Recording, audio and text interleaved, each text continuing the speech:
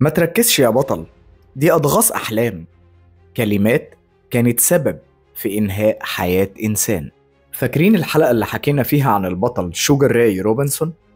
في حاجة غريبة، لا غريبة قوي حصلت في حياته. حاجة كده شبه المستحيل، لكنها حصلت فعلا. فقررت أعمل لها مقطع خاص بيها. سنة 1947 قبل ما يلعب الماتش ضد الملاكم جيمي دويل، روبنسون حلم إنه بيضربه ضربة قاضية ودويل بتنتهي حياته على الحلبة. الحلم كان غريب لدرجة إنه صدقه قوي، ولدرجة كمان إنه رفض يلعب الماتش.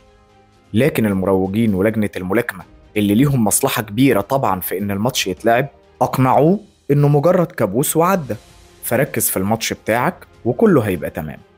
وفعلا لعب الماتش، وفي الجولة الثامنة الضربة اللي شافها في الحلم حصلت بالظبط، ودويل وقع على الحلبة ونقلوه للمستشفى.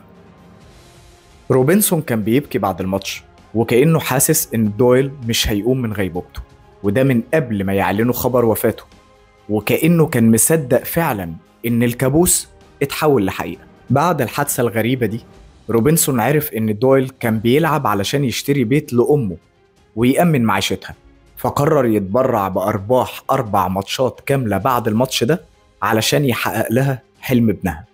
اللي حصل فضل واحد من أغرب وأدهش المواقف في تاريخ الرياضة. يمكن دي كانت صدفة أو قدر، لكن المؤكد إنها واحدة من أغرب اللحظات في تاريخ الملاكمة. ودلوقتي خلينا نتفق إن الحذر لا يمنع القدر، ولو كل واحد هيخاف يلعب بنفسه لعبة قتالية زي الملاكمة أو غيرها، أو حتى يبطل أولاده إنهم يلعبوا الألعاب القتالية، يبقى مش هيكون عندنا أبطال ولا ناس يعرفوا نفسهم بشكل أعمق ويطوروا شخصياتهم كمان.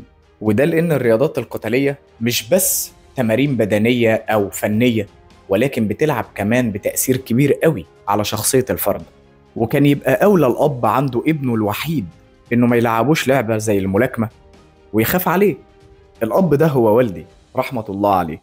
كنت أنا ابنه الوحيد وكل اللي ليه في الدنيا، ولكنه كان مؤمن بالله وواثق فيه، وواثق كمان إن الرياضة دي بالذات هتساعدني في حياتي، مش بس من ناحية قوة أو دفاع عن النفس، ولكن في تطوير الشخصية والقيادة والحكمة والثقة. فهي ما بتتقاسش بالخوف، والحالات النادرة دي موجودة في كل أنواع الرياضات، حتى كرة القدم الأكثر جماهيرية حاليا في العالم. توكل على الله، كمل مشوارك، واعرف قيمة لعبة الفن النبيل اللي انت بتلعبها. والأهم إنك تعرف إنك بطل.